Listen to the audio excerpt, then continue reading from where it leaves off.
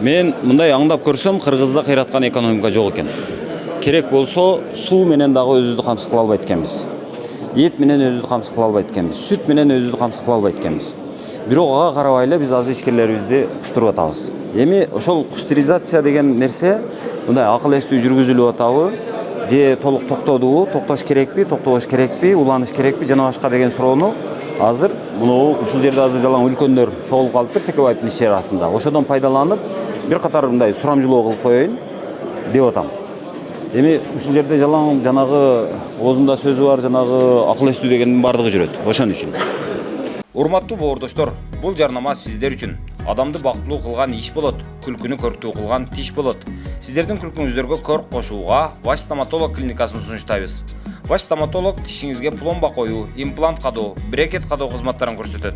Мындан сырткары урология жана гинекология бөлүмдөрү дагы бар. Дареги Москва шаары, Лухмановская метросу, Светозерская көчөсү 32. Телефону +7 925 960 0075 +7 925 891 88 84. Тишиңиз оорутпай калса эле беморал жүрө бербеңиз. Тиш сыйлаган зор болот, тиш кордогон кор болот. Assalomu alaykum. Кандайсыздар? Кандай? Жакшы, өзүңүз сиз? Жакшы. Кандайсызбы? Жакшы? Ооба, жакшы. Өзүң кандайсың? Жакшы. Иштер жакшыбы? Жакшы, рахмат. Бирөөз суроо, мына азыр ушул жерден эми бардыгыңыздарды мен мынтип чогулта албайм. Текебаев чогултуп бериптир, эми ошодон пайдаланып бирөөз сөз. Кустуризация уланыш керекпи, уланбаш керекпи? Бардыгы мыйзам негизинде. Биринчиден кандайсың? Ден соолугуң жакшыбы? Элибизге тынчтык, жакшылыкты каалайм, амандык болсун. Кустуризация кандай өттү? Ал керекпи, кереги жокпу сизин? Ушулардын ичинде только менден суроо берип атасың. Бардыгына. Кандай десем, бардыгы мыйзам негизинде болуш керек. Азыр буга чейин мыйзам негизинде болду же аша чаптыкпы? Аны кандай десем, өзүң билесиң да, мен башка жактарда болуп калганыма байланыштуу мен толук жооп айта албайм. Бардыгы мыйзамдуу, аны убакыт көргөзөт кандай болгонун. Туурабы? Иштериң кандай? Жакшы, рахмат. Мелис мырза, саламатсызбы? Көптөн бери көрүнбөй жүрдүңүз эле? Кандай? Көрүнбөйт деген смысл кандай? Публикада көрүнбөй аттыңыз эле деген да. Көрүнүп эле жүрөбүз. Сиз көрбөйт экен окшойсуз эмес. Мелис мырза, мен ушул иш чарадан пайдаланып суроо берип алайын деп атам. Бардыгыңыздар чогулткан нерсе ошол жерде экен. Кустуризация кандай өттү? Мыйзамдуу болдубу? Мен аны билбейм. Эми ал үчүн мен депутат болушум керек. Сизди дагы кусту деп уктук эле. Жок, биз эч кандай кускан жоксуз. То есть татан өзүңүздө калды. Кара Суудагы базарыңыз өзүңүздө калды. Дегенде путать этпөйлү, ал татан Кытайлардыкы.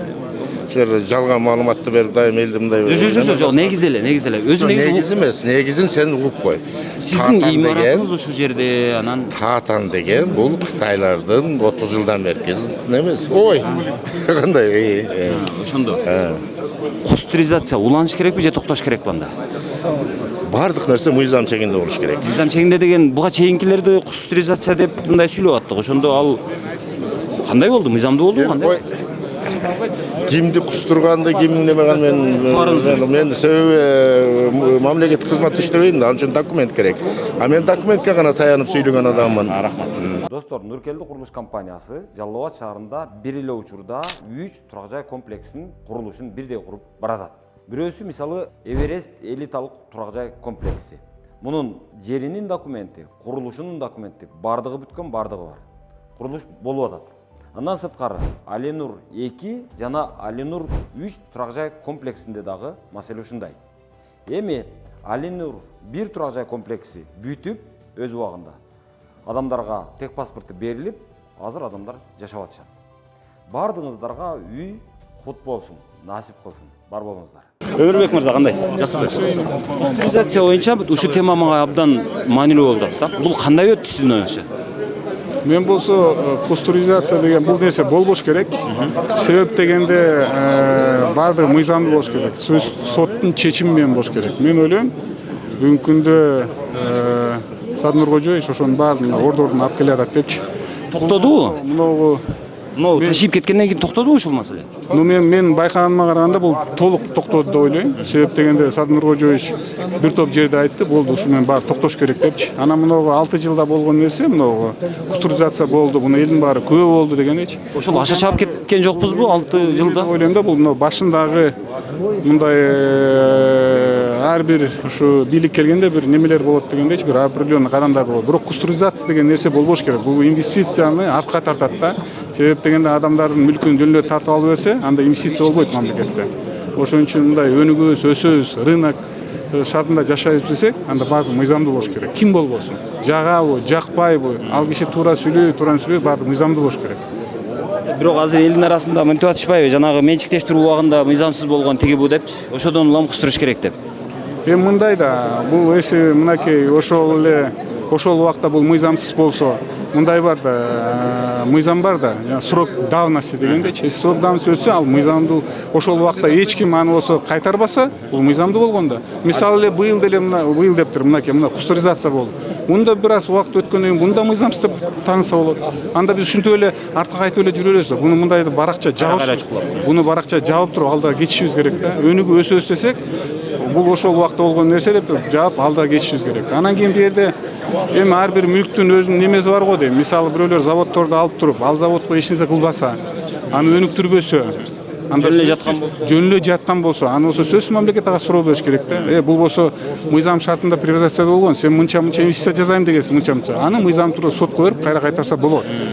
Аны жөн эле сен мага жакпай калдың, мындай болду деп тартып алган болбойт да. Себеп дегенде көп эле ошол заводдордун ордуна көп мүлк курулган. 5-чи, 6-чы, 7-чи хозяин келди дегендей. Анын баарын карап туруп, ошо мыйзамдуу болуш керек да баары. Осмон акын мырза, саламатсызбы? Кандайсыз? Уруксат берсеңиз, мен сизге эми бир суроо берсем, себеби? Кандайсыз, жакшысызбы?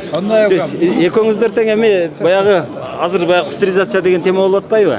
Кече болуп өттү, анан ошонун баардыгын ошол сиздер иштеп турган маалда Акаевдин доорун алып барып такап атышат да. Мыйзамсыз менчиктештирилген, ошон үчүн депчи. Барыңыздар бир жерге чогулуп калгандан улам эми кайсы боюнча сурап атасың? Мен кустуризация боюнча. Мыйзамсыз менчиктештирилген, ошон үчүн кустуруп атабыз деп кече Ташиевдин маалында кустурушту. Бирок ошол нерсе мыйзамдуубу, мыйзамсыз? Дегенде кустуризациядан это уже незаконно. Законго туура келбейт. Кустуризация деген жок. Баары закондогу статья менен жасалыш керек. Анан кустуризация деген болбойт. Негизи не деген термин? Негизи ошол маалда менчиктештирүү өзү канчалык мыйзамдуу болгон азыр? Бул менчиктештирүү мыйзамдуу эмес, ал реформа деген бар.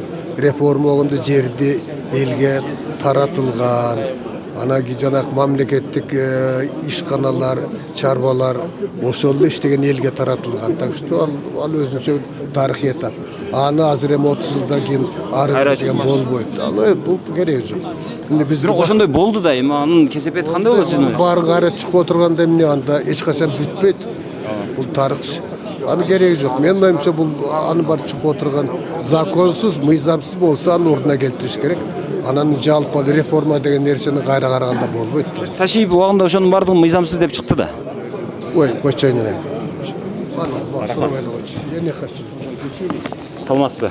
Дагы бир жолу. Сизден дагы бир пайдаланып сурап калайынчы мен. Сурай бер. Убагында мен академияда соккон экен. Мен уктум, бир өзүм көрүп алгам. Журналист ошондой болуш керек. Мен маселен баарын түшүнөм. Ошондо. Бирок жакшы туруп. Жо көрүп жүрөм такайлы. Окуп жүрөм. Рахмат. Бааны кыргыздарга барып келдим го Кытайдагы. Мени азыр мынау барыңыздар чогулуп калгандан улам сурап атам. Жанагы бизде жалчыган экономика жок экен. Эң чоң деген заводубуздун эми капитализациясы ашып барса бир 50-60 миллион доллар экен. Азыр Ташиев болсо жана 4 миллиард кустурдум деп отчет берипти. Негизи эле ошо маалдагы сиздердин Акаевдин маалындагы ошо сиздер иштеп аткан маалдагын баардыгын мыйзамсыз деп чыкты да ал. Ошол чындап эле мыйзамсыз болгон беле? Азыр негиздүүбү, негизсизби өзү? Сиз Осмон акын туура айтты, мен кошулам. Ал объективдүү бүт дүйнөдө базар экономикасы өткөндө ол менчиктештирүү болот. Мамлекеттен мүлктү ажыратуу. Мурда баары мамлекетте болгон да. Жалпысынан мен ошол менчиктештирүүнү колдойм, бирок мен мурда жазганмын, айтып жүрөм. Ошону ишке ашырууда чоң кемчиликтер кеткен. Биринчиден элде акча да жок болду, анда жана сен айткандай чоң ишканаларда сатып алган. Ошон үчүн жаңағыдай купон, тиги бул деп мен өкүнгөнүм калыс болбой калган үчүн айтып жүрөм. Ошол маалдагы колумда барлар, ошол завод, фабриканын ээлери, колхоз, совхоздордун чоңдору көбүнчө өздөрү эле туугандарына алып кеткен да, элге тегиз болбой калган. Кече Ташиев ошону тарыхый адилеттүүлүктү ордуна келтирдиби? Кайра казып? Жок, андай болгон жок. Анда дагы баары тандамал болду. Жасаганда баарына бирдей бош кетти. Эми мунун кесепети кандай болот сиздин оюңузча? кесепети жана Осмон айткандай туура эмес болгон иштер сот тартибинде каралыш керек, сот менен. Бардык нерсе сот менен чечилиш керек да. Жөн барып эле жумуштан алыш, менче келсин көстүрүш ал Конституцияга мыйзамга турат. Конституцияда жазганда жеке менчик ал ыйык, кол тийгиз деп. Корголот деп. Корголот деп. Конституция жазылып турбайбы? Конституция. Биз эми конституцияны деле баягы кайра өзгөртө берип Эми ал дагы туура эмес. аны деме кылып атпайбызбы? Кыргызстан бизде ошо Конституцияны өзгөртүш, анан тез шайлоо, референдум өткөрүш жагынан биз рекордсменбиз.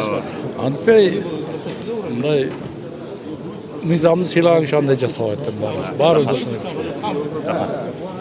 Азыр мына иш чара башталып калды деп атышат, ошого мына токтотуп турсаңыз деп суранышып атат. Ошон үчүн токтотконго туура келди, бирок баягы ушул теманы кайра улайын деп атам. Ошол. Макул. Суттан деле.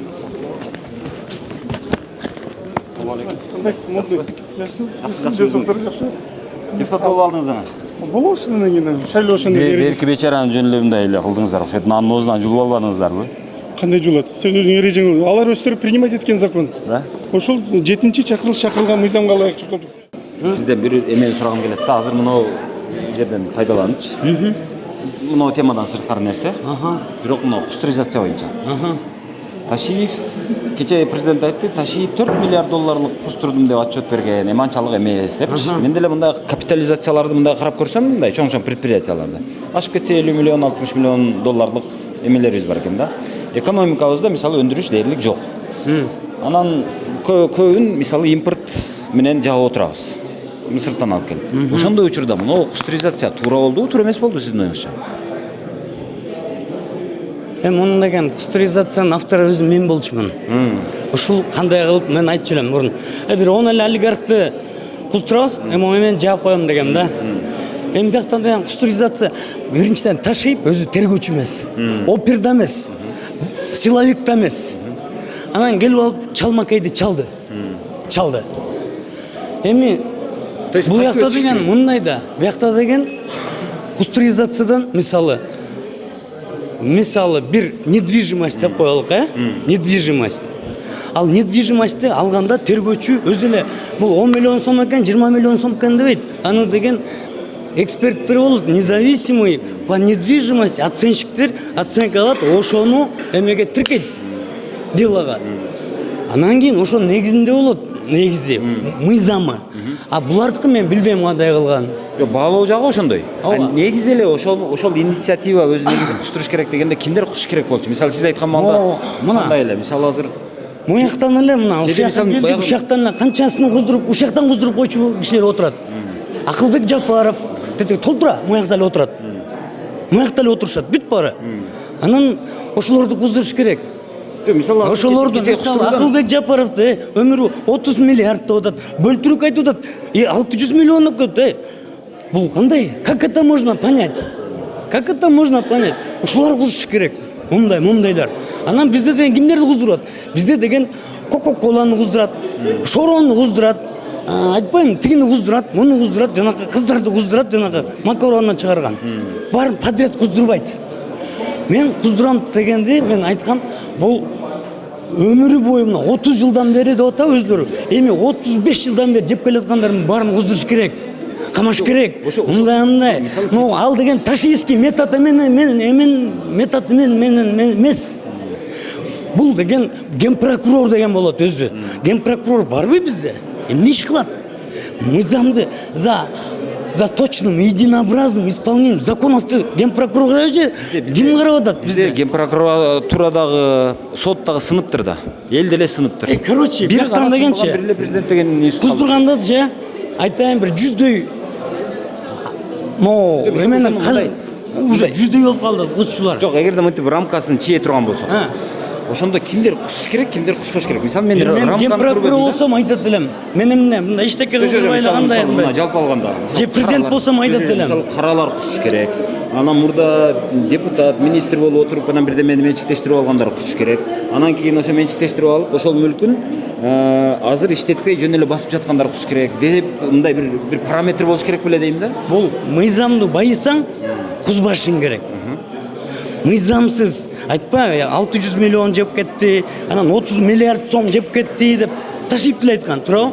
Ошолор айткандар, ошолор далилденсе кузуш керек кандай ордуна коюш керек да биринчи очередь. Мисалы Акаевдин маалында ошо менчиктештирүү болуп аткан маалда мынанчалык мурдун тарталбаган балдар азыр эми мындай чоң бала болуп калышты да, чоң ишкер болуп калышты. Ошолор деле кусуп атпайбы?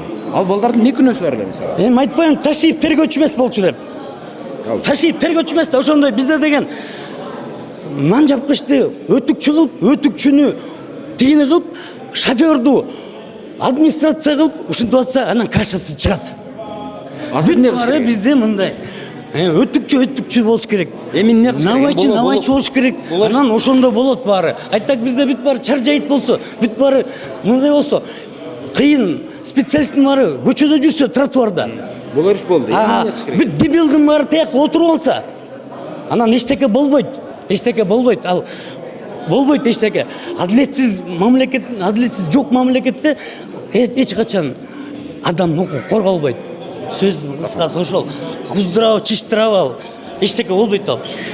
Баары ачык болуш керек да. Мисалы мына бул эметти деп ондай туруш керек да. Мына мондай коюп койду да, турам. Ушундай туруш керек да. Бул деген Жумалиевдики бул экен деп көрүш керек. Мунуку бул экен деп көрүш керек. Эчтеке көрбөсө жөн эле мындан 4 миллиардты 1 миллиард деп койсо, мисалчы. Ал деген миллиард эме 10 миллионду өзү миллион өзү. Анда тергөөчүнүн баарын, ташипти, машипти бүт баарын ген прокурор менен коштуруп жокко тартыш керек андайды. Биякта деген эмне? Өзүнүн үйүнө справка берип атабы? Болду, рахмат. Пастеризация кандай өттү өзү? Уланыш керекпи же токтотуш керекпи? Же корректировка кылыш керекпи? Эми баягы пастеризацияны эми чынында баягы өзүнчө эгемендүү мамлекет болгондон кийин канча деген биздин завод фабрикаларды жок кылып талкалагандардан кайра алыш керек да, кустуруш керек да аларды. Биринчи ошол сатып алып менчикке чыгарып алып бир тыйынга сатып алганда ошолорду мына ошонун бирөөсү азыр биринчи сүйлөп атат. Өткөндө сурап берип атпадыңбы беле? Ошондон жакшылап сурап кустургула. Жок, алго макул. Кийинки жаш балдарчы? Ошол кезде эми жаш балдарга эчтеке тийген жок да. Тийип атпайбы? Ошолор деле албады. Каякта тийди? Эмне дейди? Азыр мисалы жаштар деле куспадыбы? Ошол маалда мурдун тарталбаган балдар азыр ишкер болуп калды. Ошолор деле кусту да. Жок, эми ошол убакта ошол эгемен өзүнчө эгемен болгондо менчикке чыгарып, ошонун балдары, неберелери ошого ээ болуп калган үчүн кусту. Мындай өздөрү бизнес кылып, өздөрү менен өздөрү бутуна турган адамды эч ким кустурган жок бул. Жок, бул нерсе уланып кете берет деп коркпойсузбу? Мисалы азыр башка бийлик келсе, келгенден кийин бийлик эми алмашат да эми. Мындай эле бир адам тура бербейт дегенде. Анан кайра ошол башка бир бийлик келе турган болсо, сиздерди кошуп анан сен кушушуң керек, сен убагында бийдин кудасы болгонсуң, анасы мынасы деген нерсе уланып кете бербейби? Ырбап ошого чыгайсызбы? Аны эми уурдаганды фактыны бетке коюп айтып кустурсун ал. Ошол убакта уурдагандар болгондо ошол эле президенттердин сен өзүң айткандай кудаларыбы, жакындары, инелери, агалары уурдаганда мамлекетти тоноп 30 жылда кыргыз мамлекетин жок кылып эздеди. Туурабы? Ошон үчүн ар бир адам ошол убактагы мамлекетибизде ошол кармап калбай, мына Аскар Акаевдин тушунда завод, фабрикаларды иштетип кетип, мына Белоруссияда кандай иштеп атат. Ошондой кылып иштетип кеткенде кыргыз жаштары, жаңы төрөлгөн балдар мына бүгүнкү күнү чоңоюп мигрант болуп Россияда, Европада, Америкада жүрөт. Ошолорго иш болуп, өзүбүздүн мамлекетте иштеп, бүгүнкү күнү мамлекетибиздеги элдерибиз жакшы жашап, инвестор издебей, завод, фабрикаларыбызды кайра жаңылап, зыңкыйып иштетип кетиш керек эле да. Боло турган болсо биз рамкасын чийип алышыбыз керек беле дейм да. Мисалы каралар кусуш керек. Ошол маалда депутат жанагы депутат министр болуп туруп бир менчиктештирүүгө катышкандар, алар кусуш керек. Анан азыр завод, фабрикаларды алып иштетпей кармап отургандар, басып жаткандар кусуш керек. А бирок эгерде заводду мыйзамдуу алса, анан аны эгер иштетип аткан болсо ал куспаш керек, же болбосо азыркы жаштар куспаш керек, же атасынын кылмышына баласы жооп бербеш керек деген сыяктуу бирдемелер болуш керек мындай бир рамкалар. Мындай да. Эми азыр айтып атам го, ошол убакта кармап калып, ошол биздин агаларыбыз, ошол аталарыбыз болгон ошол убакта. Наоборот, мамлекетибизди ойлоп кийинки балдарыбыз келечек муун деп эч ким ойлогон жок да. Эптеп ошол жерди бир тыйынга менчикке чыгарып алып, приватизация кылып алып, биз ошол жерден байылы, жыргайлы деп коюп, ошол заводду эч ким иштеткен жок. Темириндей, алюминдей иштеп аткандардычы мотордой Кытайга апарып саттык бардыгын. мисалы иштетип аткандар. Кай жерде иштеп атат ошондо завод, фабрика, союз убагынан алган. Мен мисалы Кызылкаядан кече Кызылкаяда жамаат өзү менчиктештирип алган экен. Балансовый бааны Бишкектен келип, мынанчага менчиктештирип алсаңар болот деп кеткен экен. Анан өзүнчө комиссия келип, ошону жамаат менчиктештирип алган. Эми ошол жамаат консерва заводду иштетип келаткан. 90-жылдарда токтогон эмес. Азыр быйыл иштеген жок. Себеби аны алып туруп мэрияга өткөрүп койду. Ал Кыргызстандан баягы Якутияга чейин консерваны экспорттоп аткан предприятие. Аны ошодон биз не пайда таптык азыр? Эми пайда тапкан жокпуз, зыян таптык. Наоборот, ошолорго иштетип аткандарга субсидия бериппи, кайра жардам берип, мамлекет тарабынан кредит бериппи, ишти алдыга жылдырыш керек эле да бүгүнкү күнү. Аны алып койдук, азыр эми мэрия карап отурат, эми аренда төлөгүлө деп. Ал болсо, эмне кылам, андай болсо остаток товарларым турат мына складда, эптеп ушун жок кылсам мен жок кылам деп отурат. Ал туура эмес. Ал даже өкүнүп атат. Элге окшоп эле мен деле бөлүп чек кылып туруп сатып берсем туура болмок экен депчи. Ушул заводду сактап калам деп ушунча өмүрүмдү арнадым элем. Эмнеге мындай кылдым? Эртең алып коер ушундай болсо деп. Алар өкүнүп атышат. Мэрияга өткөрүп береби же айыл өкмөткөбү же акимге өткөрүп береби, алар иштетпейт. Анткени алар азыркы отурган мэриби, акимиби, кимиси болсо дагы. Вот ошон үчүн айтып атам да, мен мындай бир рамка чыгып алыш керек беле дейм да. Рамка чыгыш керек. Рамкасы жок эле эме кылып салдык да. Ишке ашып салдык. Ишке ашып салдык. Эми ишке ашкан эмени кайра артка тарта албайсың. Баягы атылган ок кайра артка келбейт да. Эми мындан ары эмне кылыш керек анда? Мындан ары токтотуш керек мындайды. Кустуризацияны токтотуш керек болду. Андан көрөкчө ошолорго жардам берип, туура нукка салып, ар бирин ошол мамлекетке налогун төлөп, ишкерлик кылып, ишти улантыш керек да. Мисалы депутат кубалап эле кете берсек, анда Кыргызстанда бир дагы өзүбүздүн ички баягы иш кылган ишкерлер, бизнес кылган бизнесмендер жок болот да, качып четке. Сиз билесизби азыр депутат катары? Азыр мисалы бизнесмендерге барып туруп, мунун канча турат ушул жалпы эмең, мисалы заводдун канча турат, капитализацияң канча деп сурасаңыз, айткысы келбейт көпчүлүгү, жашыргысы келбейт. Коркот баары ошон үчүн. А бирок мисалы ошондой эле нерсе, мисалы Казакстанга барсаңыз коркпойт, мынанча турат дейт. Мынча байлыгым бар дейт, мынча машинам бар дейт. Аларда кустуризация болгон жок да, ошон үчүн. Өзбекстанда мактанып чыгышып атат ишкерлер. Мисалы менин гаражымда 10 машинам бар дейт, мисалы. Мунусу $1 миллион алганмын, мунусу брондолгон деп айтат да, мисалы. А бизде айта албай атышат. Ошогон алып келиш керек, айтыш керек. Менде дагы мондай байлыгым бар, мондай иштерди кылып атам, мондай машина чыгарып атам, менин үйүмдү коромдо момча машина турат, ар бири айтканга туура келген эмелерге алып барыш керек да элдерди. Коркпой туруп. Байлыгын коркпой, ачык айтып мактана ала тургандай атмосфераны түзүшүбүз керек. Түзө алабызбы? Биз азыр үркүтүп алдык уже. Бир жагынан үркүтүп атабыз, экинчи жагынан баягы инвестор издеп атабыз. Буюрса баардык алдыда түзүлөт го деген ойдом. Мамлекетибизде көптөгөн жакшы иштер болуп атат. Андан бөлөк дагы. Эртең каникулдан чыккандан кийин мисалы ушуга окшогон маселени же ушуну көтөрөсүзбү, ушуну токтотолу дегенде? Көтөрөм, ал эч эме жок. Сиздин повесткаңызда барбы өзү? Повесткамда жок болчу, мына бүгүн сунуш кылып атасың, киргизип коебуз. Рахмат. Макул, рахмат. Саламатсызбы? Жана шашылыш болуп калды эле. Ну, Четирек чыгайын. Ооба. Ушул жерден чыкканынан эле сурап атам. Эми муну темадан алсак бир аз. Кустуризация боюнча. Кустуризация бизде кандай өттү? Ошол калыс өттүбү, адилет өттүбү, кетип атабы, же токтодубу, же токтотуш керекпи, же улантыш керекпи дегендей. Ушуну мындай бир кайра бир талдап бир анализ кылып көрүшүбүз керекпи дейм да. Рахмат.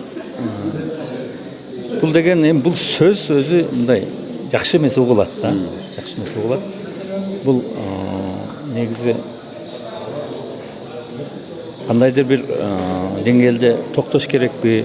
Буга чейин эми көрдүк да. Бир эмес үч революция дейбиз, тең көрсө ошону башыбыздан кечирдик. Алгач Акаевдин командасы же өзүнүн мүлктөрү кайтарылды. Канчалык адилеттүү кайтарылды, канчалык адилетсиз болду, ар түрдүү талап-талоочулук же мамлекетке кайтарып ушундай болду бир убакыт. Андан кийин Бакиевдики, андан кийин Атамбаевдики, андан дагы ушул эми уланып кете берсе бул кандай болуп калат? Бул бизге өнөкөт болуп калабы? Жакшы эмес жака алып барабы? Жалпы экономикабызга терс таасирин тийгизген көрүнүштөр да көп болуп атат, жок эмес да. Ошондуктан бул көрүнүш бизге жакшы эмес жагына кетип аткандай. Себеби көп тиешеси жок, ошондой иштерге тиешеси жок азаматтарыбыз дагы ошого туш келип калып атат да. Ишкерлер, башкалар. Эми мындай өзү негизи ошол кустуризациянын бир рамкасын чийип алып, анан кийин кылышыбыз керек беле дейм да. Мисалы, баягы каралар куссун дегендей, черныйлар. Анан экинчиси баягы ошол Акаевдин доорунда ошол реформа болуп аткан учурда, менчиктештирүү маалында министр, депутат, премьер-министр сыяктуу мындай бир чоң кызматты ээлеп отуруп менчиктештиргендер. Анан үчүнчүсү, мисалы ошол завод фабриканы менчиктештирип алып, иштетпей азыр жөн эле басып жаткандар. Балким ошолорду анан кустурабыз, башкасына тийбейбиз деген сыяктуу. Же салык боюнча мисалы ушунча салык төлөбөпсүн дегендей, салыгын деле төлөтүп, мүлкүнө тийбейбиз дегендей бир мындай конкреттүү бир талаптар, конкреттүү бир чектөөлөр болуш керек беле дейм да. Биз ошол чектөөлөрдү көрбөдүк да кечээ. мен мындай бир башкача өзүм оюмдагыны айткым келип турат. Бул бизге чоң сабак болуш керек. Негизи чоң сабак болуш керек. Мындан биз терең анализ кылышыбыз керек. Ашыкча нерселер кайсыл бир убакта сөзсүз ээлерине кайтарыр экенин түшүнүшүбүз керек экен да. Сөзсүз ашыкча алганда, же ашыкча туура эмес башка бирөөлөрдүн мүлкүн алып алганда, же көпчүлүктүн, же коомчулуктун бул сааркеч кандайдыр бир мыйзамдуу же мыйзамсыз жол менен сөзсүз кайтат экен. Ошон үчүн бизге мен деле көп ошол убакта бийликте отурдум, мамлекеттик кызматтарда болдум, көбүн көрдүк, көп алгандар кайтарып аткан убакта ошону биз адам акылыбызга келишибиз керекпи деп атам да. Ошол көпчүлүгү туура эмес алгандар сөзсүз кайтып атат. Бирок ошол эле мезгилде бул дагы канчалык адилеттүү кайтып атат. Ошол дагы кээ бир жерлерде пендебиз да. Ашыкча аша чабып, колуна бийлик тийгенде эле башкача болуп, башкалардыкын алып, өзүнүкүн көрбөгөндөр ошол заманды көрүп башыбыздан кечирбедикпи? Ошол бизге чоң сабак болуш керек деп эсептейм да. Ал жагы сабак балким болуп аткандыр, бирок андан сабак алып атабы же тескерисинче кимде күч болсо ошол алып коюп эле, анан баягы бийлиги жоктун баардыгын эле чаап, бийликтүүлөр эле ушинте бергендей дагы тур болуп калган жокпу дейм да. Мисалы, бизде ошол нерсе уланып келе жатат. Мисалы, өзүңүз айткандай, Акаев кетти, анын библиотекасын прокуратурага алдык. Бакиев кетти, анын үйлөрүн өрттөп салдык. Атамбаев кетти, анын үйүн азыр карлар үйү кылдыбыз да. Эми ушул нерсе бул токтобой уланып кете берсе эмне болот дейм да. Ушул жакшылыкка алып барабы же тескерисинче жамандыкка алып барабы? Токтобой кете берсе жакшы, эч качан жакшы нерсеге алып барбайт. Бири-бирибизден өч алып эле жүрө беребиз. Бири-биринен өч алып, кек алып, бири-бирибиз менен ушул кубалашып, ушул өнөкөткө айланып бараткандай сезилди. Бул жакшы эмес көрүнүш деп эсептейм. Өзүн камасын, балким мисалы, же болбосо айып салсын, бирок мүлкүнө тийбеш керекпи деп деле ойлойм да менчи. Мүлк бул негизинен кол тийгиз. Бул кол тийгиз болуш керек, мыйзамда ошондой корголгон. Бирок ошол эле мезгилде кандай алынган жактары дагы, ал дагы мыйзам чегинде каралыш керек да. Ал деле сот менен алыныш керек да. Кечегиде мисалы сот болуп, сот аркылуу алынган мүлктү деле көрбөдүк да бизчи. Кечеги жалаң гана алып кирип, коркутуп, камап, бүгүн киргизсе, бүгүн төлөсө эртеси чыгарып койгон көрүнүштөрдү көп эле көрдүк да. Андай болбош керек. Ал мыйзам менен ал корголуш керек. Ошо менен мыйзам менен ал алып барылышы керек башынан аягына. Ошондо иликтелтип, канчалык, кандай кылып алган, приватизацияда алганбы же бир рейдерство менен алганбы, кандай ошолор иликтелип, анан ал далилдер менен бышыкталып, анан соттун негизинде анан алып барып, ошондо кийинки ал алган мүлктү дагы алган мамлекет кайра кеңири сатканга же болбосо мамлекеттин карамагында кармап турганга себеби көп азыр күтүп атат. Бир убакыттар келсе биз кайра алабыз деген убакыт көп ошолорго лазейка болуп калды. Бул жакшы эмес көрүнүш. Талаштуу болуп калды. Рахмат чоң. Акыркы маалда мен ушул кустуризация кандай өттү, деги эле ушул керек беле, болсо кандай болуш керек эле деген темага көбүрөөк көңүл буруп атам. Өзү негизи айрым бир жанагы чиновниктерди кустуруш керек дегендердин катарында мен дагы бармын. Бирок азыр ушул кечеги ушул кустуруу процесси кандай өткөнүн карап отуруп мен азыр толук айта алам, ал калыс өткөн жок өзү.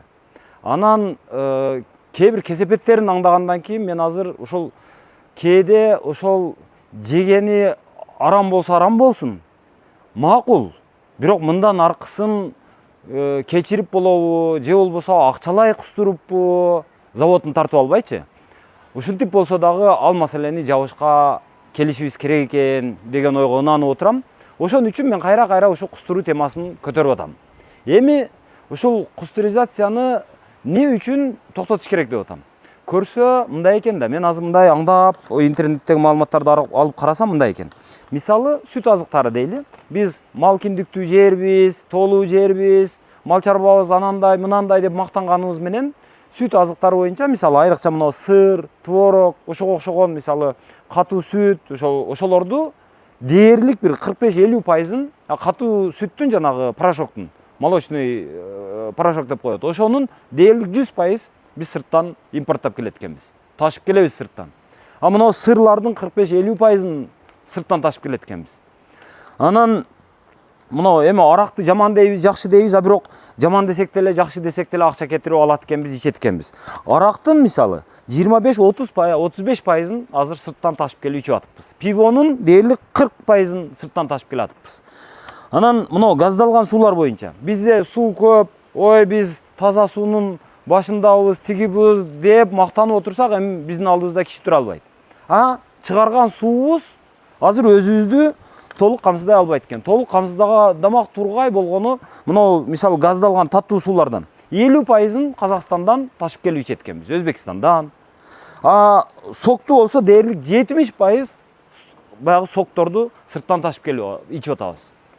Жөнөкөй суулардын 15-20%-ын сырттан ташып келет экенбиз. Кадимки жөнөкөй иче турган, газдалбаган жөнөкөй сууларды. Анан мына газоблок боюнча, газоблокто азыр эми Лейлекте ачылып калды, Чүйдө ачылды, анан Балыкчыда дагы ачылат деп турат. Ошто кичинекей мен жарнамалап жүрөм. Ошол автоклавдык болуп ачылган газоблокту эми гана ачып баштадык. Бирок азырга чейин мен мындай өзүмдүн божомолумду ала турган болсок, дээрлик бир 60-70%-ын биз сырттан Казакстан менен Өзбекстандан ташып келип атабыз. Мен тааныган компаниялардын көпчүлүгү ошол түштүктөгүлөрү Өзбекстандан, түндүктөгүлөрү Казакстандан газоблокту ташып келип атышат. Миллиондогон акчаларды күн сайын, сутка сайын Казакстанга, Өзбекстанга ушундай эле иштеп эле берип атабыз. Эми мына арматура, бизде кенибиз көп дейбиз, тобубуз көп дейбиз, темирибиз көп дейбиз. Арматура чыгарбайт экенбиз. Арматуранын 95%-ын биз Орусиядан, Казакстандан, Кытайдан ташып келип атабыз, туугандар. Анан мына кургак аралашмалар, жанагы кафель, клей, анан жанагы шпаклевка жана башка дегендерди дээрлик 70%-ын биз сырттан ташып келип атат экенбиз. Болгону ошондойлорду профессионалдуу түрдө чыгара турган Балыкчыда жакында гана бир эле завод ачылды. Ал азыр толук Кыргызстанды камсыздай албай турат. Эми ошолор чоңоюп, ошолорго же бир дагы бир атаандаш конкурент заводдор ачылабы билбейм. Кыргызстан өсүп атат, эл өсүп атат, курулуш көбөйүп атат, а бирок ошолорду чыгара турган заводдорубуз дээрлик жок. Анан мына сантехника эмелерди, сантехника буюмдарын, мисалы кафелди бир 70-80%-ын сырттан ташып келебиз. Ошо сантехникалык буюмдар, мисалы турбалар, жана бурай тургандар, смеситель жана башкалардын дээрлик 90%-ын анча-мынча турба гана чыгарып калдык, андан башкасын чыгарбайбыз. Дээрлик 90%-ын биз импорттап келип атабыз, сырттан ташып келип атабыз. Электр зымдары, кабелдер, ушул жагынан алганда биз дээрлик 85% сырттан ташып келип атабыз, зымды. Элестетиңиздер. Кабелди болсо, бая чоң кабелдерди 100% ташып келип атабыз. Электр приборлорду, жана автомат, эсептегич, жана башкалардын дээрлик бардыгын 100% Турциядан, Россиядан, Казакстандан ташып келип атабыз, туугандар. Анан мына жер семирткичтер дагы дээрлик 100% сырттан ташыйбыз. Азыр биз айтабыз, ой Кыргызстан өнүгүп атабыз, андай болуп атабыз, мындай болуп атабыз деп. Бир жагынан карасаң, жанагы кичине эле иштеп, кичине эле кыбурап, баягы бирдеме чыгарып аткан заводдорду келип экологияны бузупсун, мына жерди мыйзамсыз алыпсың, анан антипсин, мынтипсин деп эле келип, ошолордун бардыгын кустурабыз, жабабыз деп атабыз. Жапканын жаап дагы коюп атабыз. Эгерде булар ачылбаса, булар жок болсо, ушул нерселердин бардыгын биз сырттан ташып келип отура беребиз туугандар. Акчабызды ошол сыртта кошуналардын экономикасын көтөрүүгө жумшай беребизби? Анан мен кээде ойлоном, ушул мисалы азыр мына цемент жагынан ала турган болсок, Кыргызстандын түштүгү бир жагынан алганда Кудайга шүгүр дешибиз керек экен. Биз бардыгыбыз мактап дагы жүрөбүз, жамандап дагы жүрөбүз. Мына Арапбаев деген бар, Араванда цемент завод ачкан. Анан Примов деген бар. Ошол 2 цемент завод ачылды, ага чейин дагы бирөөсү ачылган, эмеде Кызылкыядагы. Ошол 3 цемент завод Кыргызстандын түштүгүн дээрлик 100%га цемент менен камсыздап койду. Ушунун экөөсүн Арапбаев менен жанагы Примов ачты. Ошолорду сындаганда дагы, мактаганда дагы мен азыр ошолорго ыраазычылык билдирип коеюн деп атам. Себеби ошол кишилер ошончо сын, ошончо мактоо менен ошол 2 заводду ачып койгон экен, Кызылкыя заводуна шерик кылып. Ошол 3 завод азыр Кыргызстан түштүгүн цемент менен дээрлик камсыздап атат. 100%. Эгерде ал жок боло турган болсо, Өзбекстандын чек арасын сагалап отурмакпыз. Качан Өзбекстан бизге цемент берет экен деп. Чек арадан чыкпай калыптыр, цементтин баасы көтөрүлүп кетиптир, ойдат деп отурмакпыз. Азыр түндүктө абал жакшы эмес. Түндүктө цемент заводу ачылып атат. Кант цемент заводу мурдатан бар эле, бирок ал дагы чет өлкөлүктөрдүн колуна өтүп кеткен. Азыр ошол Арапбаевдар болсо керек, түндүккө дагы ачышты. Бирок ал дагы толук камсыздап бере албай атат. Бишкекте азыр ачыгын айтышыбыз керек, цемент тартыш. Эми ушул жагынан алганда азыр Бишкекке ошол чүй тарапка дагы бир цемент завод болгондо да чоңураак цемент завод керек. Эми ушуларды айтып отуруп азыр айтам да, эми ошондой өндүрүштү ким ачат? Кечеги макул ошол жегич ачпаса ким ачат эми? Моюнга алышыбыз керек да. Мисалы мен ача албасам заводду. Мына менин операторум Бактыяр ача албаса, андан башка мисалы бизнесмен болуп деп жүргөндөрдүн көпчүлүгү аферист болуп атса, бир үйдү эптеп сала албай, ошонун артынан азыр миңдеген кишилерди көчөдө калтырып аткан болсо, ким ачат анан кийин заводду? Завод ачыш керек, ойдат, завод ачпайсыңарбы, фабрика ачпайсыңарбы деп менин астыма комментарий жазганда адамдарды отуруп айтасың, муну ким ачат депчи. Айла жок, баягы биздин коррупционер дейбизби, ошол маалда менчиктештирип алгандар дейбизби, ошолор ачат экен. А ошолорду жөн эле кустурам деп эле барып заводун тартып албай, макул кустурсаң акчасын ал. Анын мүлкүн тартып албайлычы дегенге мен бир чакырык жасагым келип атат туугандар. Алардын жаман жагын жаманча баалайлы макул. Бирок артыкчылыгын дагы айтышыбыз керек болуп атат. Артыкчылыгын моюнга алышыбыз керек болуп атат. Мына мисалы ким дейбиз ошондой өндүрүшчүлөрдөн? Өндүрүшчүлөрүбүздү санап келе турган болсок, аз гана адам экен. Ошолордун бардыгын жерин тартып алып, заводун тартып алып, алардын өзүн куугунтуктап жүрүп азыр дээрлик ушуга окшогон бир технологиялык продукциялардын бардыгын сырттан ташып келе атабыз. Кана эле азыр бир коррупционерибиз чыгып, макул бир электроприборлорду чыгара турган завод ачып койсо. Жок дегенде акчабыз ичибизде калат эле да, айлык берет эле да, салыкты төлөйт эле да. Дагы мисалы, жок дегенде дагы бир коррупционер чыксын дагы мисалы, жер семирткичтерди чыгара турган заводду Кыргызстанда ачсын, бир эмес 10 ачсын. Ошондо эмне болот эле? Салыгы Кыргызстанда калат эле. Айлыкты Кыргызстанга төлөйт эле. Кыргыз жумушчуларын иш менен камсыз кылат эле. Айлыкты өзүбүз алсак, соцфондду өзүбүзгө төлөнсө, баягы салыгы өзүбүзгө түшүп атса, ушунча акчанын обороту, циркуляциясы ичибизде болуп аткан болсо, бул жакшы болот эле да. Коррупционер болмоктон шайтан болуп кеткен күндө дагычы.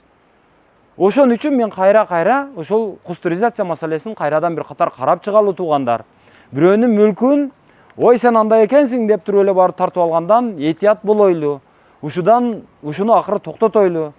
Мүлк деген маселеге мындай анын азиздигине, анын кол тийбестигине маани берели. Мүлктүн корголушун камсыз кылалы деп кайра ушуга сиздердин көңүлүңүздөрдү бургум келип атат. Ошон үчүн мына жерден азыркы Текебаевдин иш чарасынан дагы ошол анча-мынча төбөсү көрүнгөндүн бардыгын тута калып ошол кустуризация маселесин сураганым ушундан. Бар болуңуздар.